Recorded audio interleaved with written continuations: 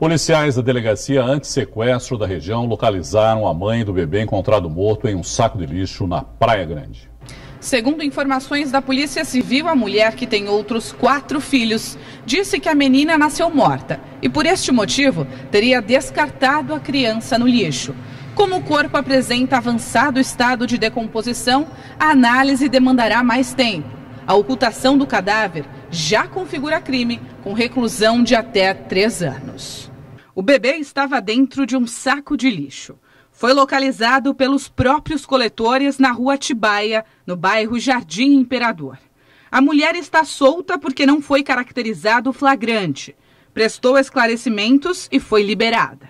A Polícia Civil considera o caso encerrado, embora os resultados dos exames feitos pela mãe no Instituto Médico Legal sobre o fim da gestação ainda não tenham saído. Cerca de 840 quilos de cocaína foram apreendidos no Porto de Santos. A ação da Alfândega da Receita Federal contou com o apoio da Polícia Militar e Guarda Portuária. A droga estava em 2 contêineres e seguiria para a Espanha. O motorista de um caminhão foi encaminhado à delegacia da Polícia Federal para averiguações. O barracão da Escola de Samba X9 pega fogo no Valongo, em Santos. Representantes da agremiação revelam que o incêndio foi proposital e o local foi invadido. O boletim de ocorrência está registrado no primeiro DP da cidade. Os criminosos entraram pela rua Marquês de Herval, no Valongo, e fizeram aqui, ó, esse buraco. Passaram exatamente por aqui e foram até lá, ó. Estouraram aquela parede. O armazém abandonado dá acesso a esse corredor aqui, ó. Por ali é um buraco, a passagem é bem difícil. A gente pode ver um monte de tijolos, pedaços de madeira. E foi exatamente por aqui que os bandidos entraram no barracão da X9, por esse buraco. Aqui no chão a gente consegue ver uma caixa de som que eles tiraram na hora da fuga. Ao meu lado está o Josinaldo Santos, ele é vice-presidente da X9. Josinaldo, fala pra gente, como é que tá a situação lá dentro? O incêndio pegou parte da lateral do barracão, fundo, né? A parte também de cima seria o telhado. E através do tocar o fogo em alegorias, ou seja, o espuma, tinha isopor, coisa que a gente poderia reciclar para o Carnaval 2019. E aí para levar o ferro, porque eles não conseguiam os ferros sem tirar o isopor. Perderam quase tudo. Sim, com certeza. Ainda não temos estimado do que em valor. Mais uns 2, 3 dias a gente vai passar para vocês o que perdeu em valores, entendeu? Porque teve caixa de som, teve equipamento nosso, tudo coisa que podemos usar para o Carnaval 2019. Barracão, né? E essa não foi a primeira vez, né? Não, já aqui nesse barracão é a segunda vez. Primeira foi equipamento de som que levaram. Nas feiras livres em Santos você pode encontrar mais que frutas e verduras. Confira na reportagem de Fabiano Roma. No meio da feira, uma barraca diferente atraiu o olhar da Giane, que deu uma paradinha para resgatar uma memória. Isso aqui a gente ficava pendurada ligando pro namorado, o dedinho chegava a dar calo de tanto ficar discando aqui, ó. Mas é muito legal relembrar aqui. É bom trazer para as crianças conhecer como era a nossa tecnologia, né, anos passados. Aqui, ó, tá tudo aqui. Os objetos antigos chamaram a atenção também da Roberta e das crianças. E tinha coisas que ela não conhecia. Você sabe que aparelho que é esse aqui? Não tenho a menor ideia. O que é isso aí? É um videogame. Você nunca tinha visto? Não. Mas você conhece, é diferente, né? Bem diferente. Pois é, esse aqui é um videogame do início dos anos 80. E quem tem mais de 40 anos como eu sabe do que eu tô falando, que era o sonho de todo garoto ter um aparelho desse em casa. Era uma diversão. Olha só como era o controle. Era bem difícil, viu? Tenho certeza que hoje em dia quem joga esses videogames vai ter um pouco de dificuldade de se adaptar. Agora aqui tem um monte de outras coisas legais que fazem a gente voltar ao passado. Por exemplo, olha, isso aqui me faz lembrar muito a minha adolescência. Para quem não sabe quem é um Walkman. Isso aqui tocava música pra gente, a gente ouvia assim, ó. Na fita, deixa eu abrir. Fita cassete. Colocava um foninho, aí isso aqui vinha. Vou fechar, peraí. Tem uma alça aqui que você colocava na cintura assim, ó. Colocava o fone e pronto. Era sucesso entre a garotada. A festa estava feita. Aqui tem rádio da década de 50, computadores antigos, ventilador. E olha só esse celular. um dos primeiros a chegar ao Brasil.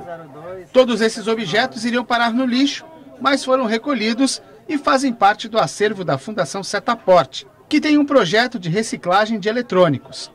A ideia é ajudar o meio ambiente, evitando o descarte irregular e ainda manter viva a história. A barraca na feira chama atenção, e quem tem algum eletrônico em casa, que não sabe o que fazer, já aproveita para doar. O Eduardo foi recolher uma televisão daquelas grandonas, que uma senhora não queria mais. Uma TV dessa é relíquia, né? Relíquia. Você já pegou muitas dessas? Pegamos já maiores ainda, de 60 polegadas, aquelas antigas mesmo, pesadas. E é um trabalho legal, se o pessoal puder ajudar aí a divulgar o nosso trabalho, que puder aí, tamo junto. Quem não pode ir na feira, tem a opção de ligar, marcar a hora e o pessoal do projeto vai recolher. É só ligar 3221-2546 e agendar a retirada. E a retirada é de graça? Sim, para pessoas físicas sim. Os produtos ficam apenas em exposição. Alguns aparelhos funcionam, mas não estão à venda. Reforçando o telefone para as doações, 3221-2546. 3221-2546. E até amanhã pode ser feitos os testes gratuitos de hepatite C em Santos. A iniciativa é do Ambulatório Médico de Especialidades, AME. Os interessados devem ir ao Poupa Tempo, na Rua João Pessoa, 246, no centro, das 9 ao meio-dia e da 1 às 5 da tarde. Segundo a Secretaria de Saúde do município, de janeiro a junho foram confirmados 24 casos de hepatites virais entre moradores. O prefeito de Santos, Paulo Alexandre Barbosa, participou hoje do programa A Ponto de Vista da Santa Cecília TV. Na sequência, ele conversou com o repórter Carlos Lopes sobre a inauguração de um novo equipamento municipal na Vila Nova. A Vila Criativa na Vila Nova é a 6ª inaugurada na cidade. Sobre o assunto, converso com o prefeito do município, Paulo Alexandre Barbosa. Prefeito, qual é o principal objetivo desse grande projeto? Olha, o objetivo da Vila Criativa é proporcionar um ambiente para as comunidades em que ela se encontra, para atividades esportivas, culturais, de lazer e de geração de emprego e renda através da economia criativa. Então nós temos, por exemplo, na Vila Criativa da Vila Nova, que foi entregue no último sábado e que agora estão abertas as inscrições, cursos de culinária, por exemplo, temos a padaria artesanal, nós temos um grande espaço de cinema na Vila Criativa, então nós vamos também formar mão de obra nessa área audiovisual, para que as pessoas possam se inserir no mercado de trabalho. Temos lá um ambiente voltado ao esporte, com quadra poliesportiva, temos aí uma academia também para as pessoas, enfim, várias atrações e várias atividades para que a população possa viver com mais qualidade de vida.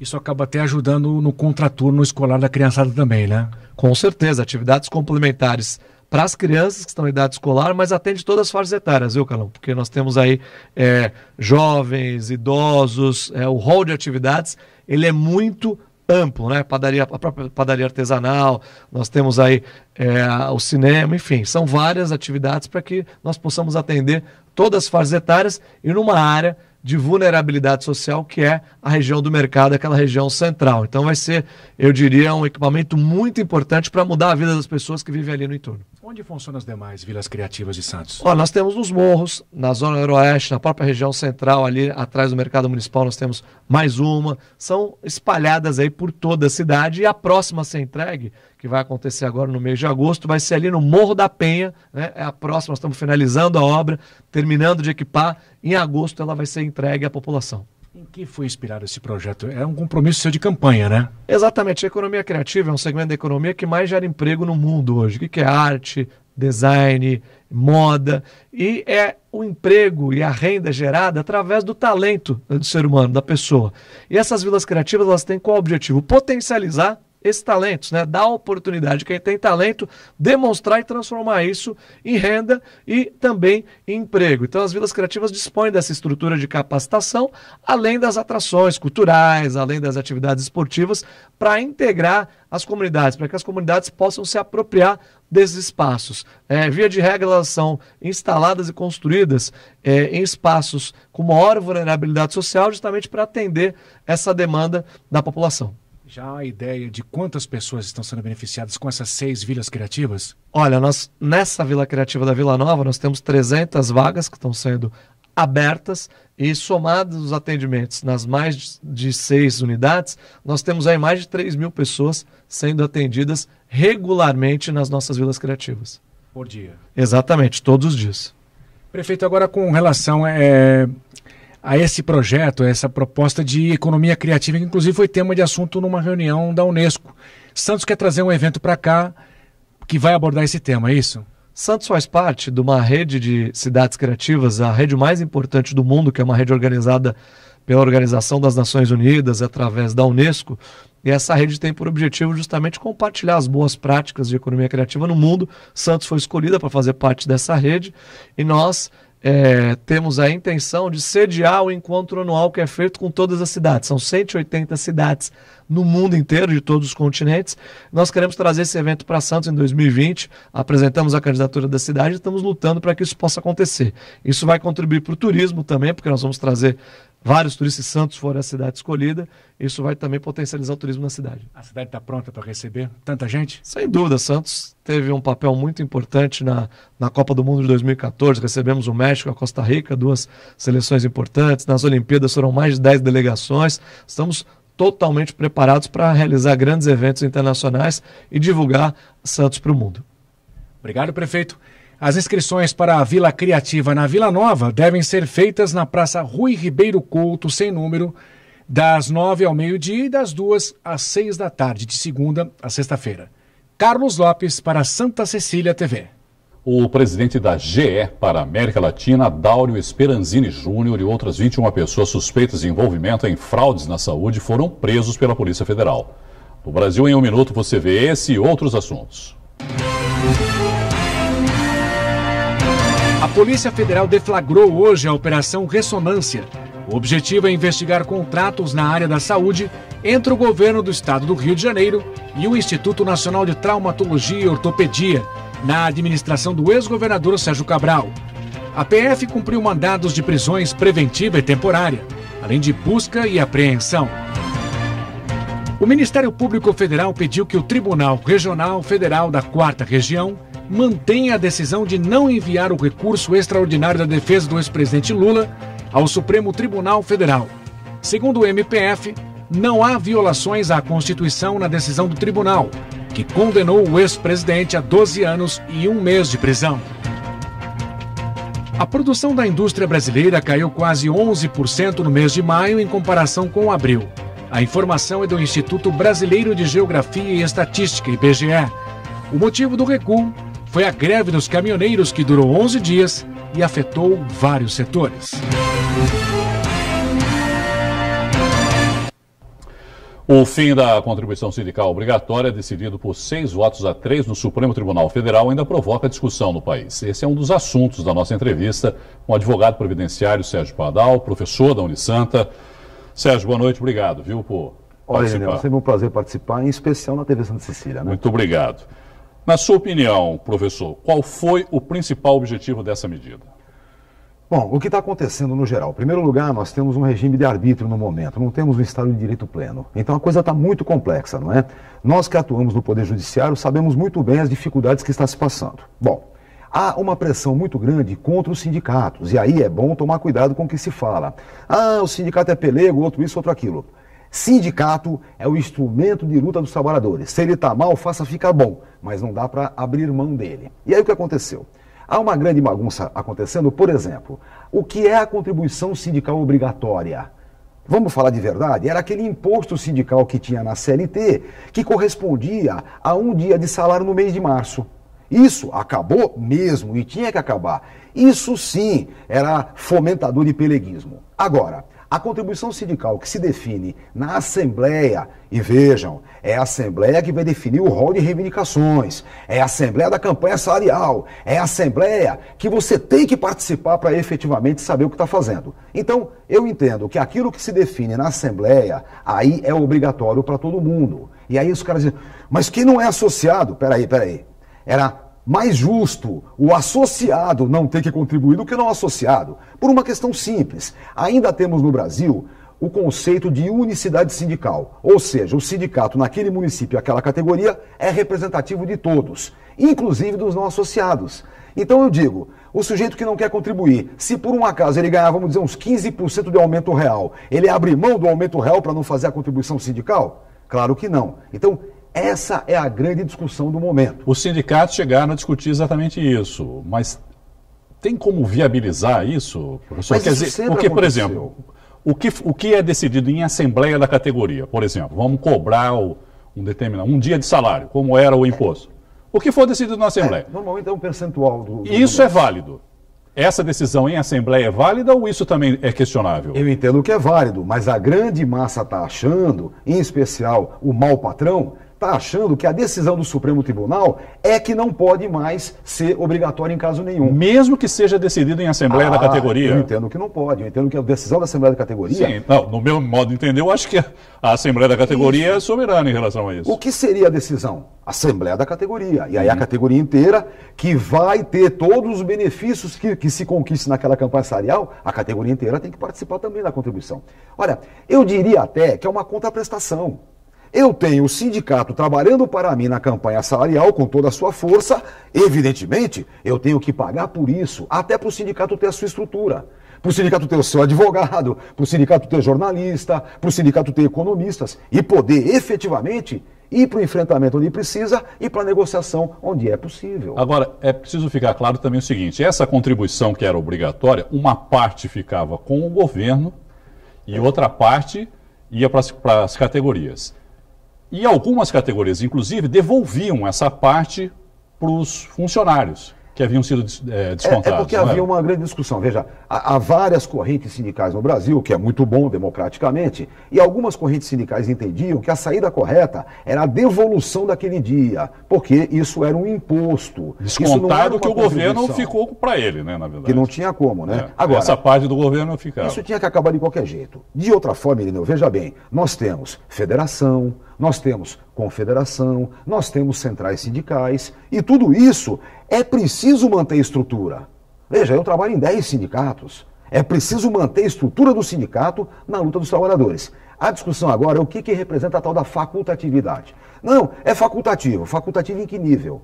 É preciso a decisão do trabalhador. Em que nível? Veja, tem gente dizendo que o trabalhador pode recusar por escrito, ou, outros piores ainda, que o trabalhador só vai contribuir se ele, por escrito, disser que quer. E não é nada disso. A Assembleia é soberana, decide o rol de reivindicações e deve decidir também a contribuição sindical, que eu entendo que deve ser obrigatória para toda a categoria, porque toda a categoria leva as conquistas daquela campanha salarial. O temor de alguns especialistas é de que o fim da contribuição obrigatória reduza também direitos trabalhistas. Existe essa possibilidade nas Sim, mas isso está acontecendo há muito tempo já, né? Olha, veja, nós temos esse ano passado uma coisa incrível. Eu falei, eu estou há 30 e tantos anos advogando nos sindicatos, eu nunca pensei que eu ia ter uma palavra de ordem com a palavra menos.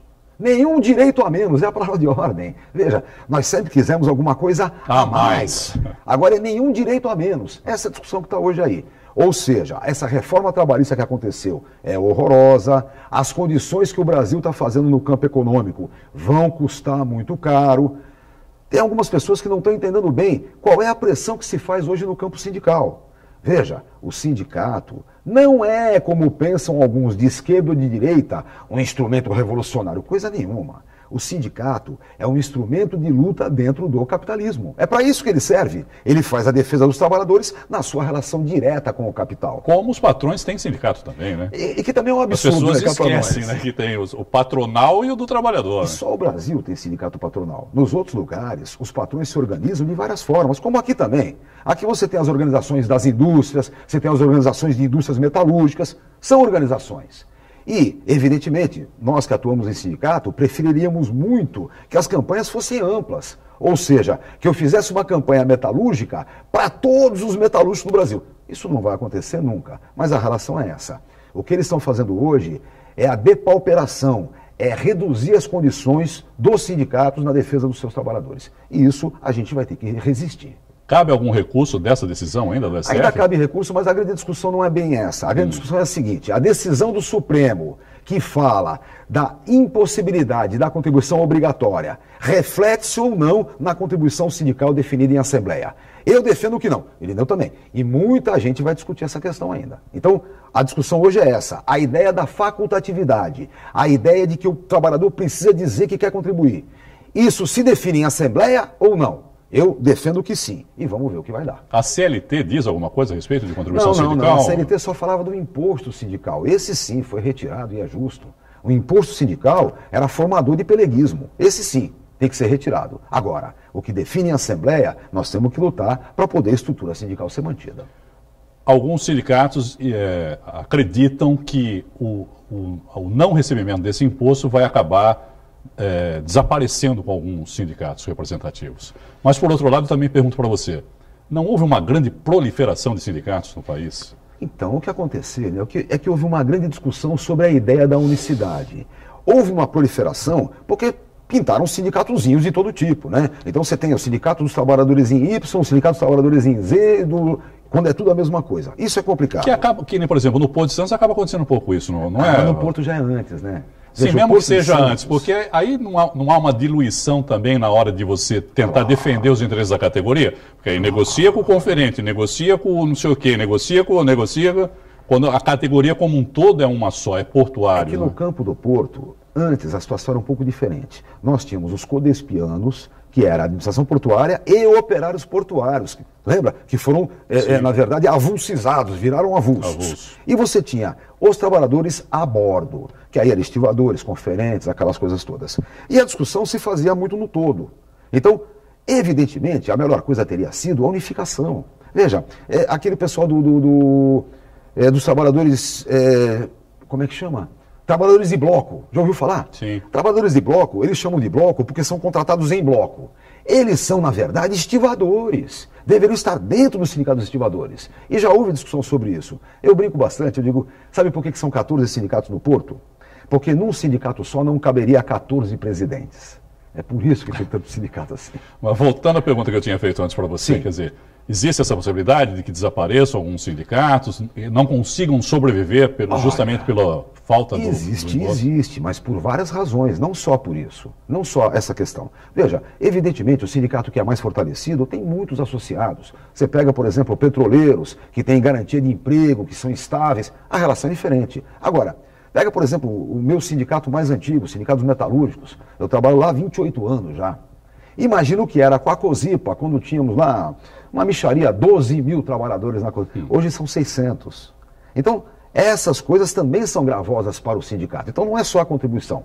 É a contribuição, é o desemprego, é a terceirização, a avulsização, a informatização, quer dizer, a informalização dos contratos de trabalho. Então, tudo isso é bastante complexo. Você vê, estivadores, por exemplo. Estivadores hoje, 50% é dos avulsos, o seu mercado de trabalho, e 50% já é dos contratados, que são estivadores empregados. Então, tudo isso vai se modificando bastante.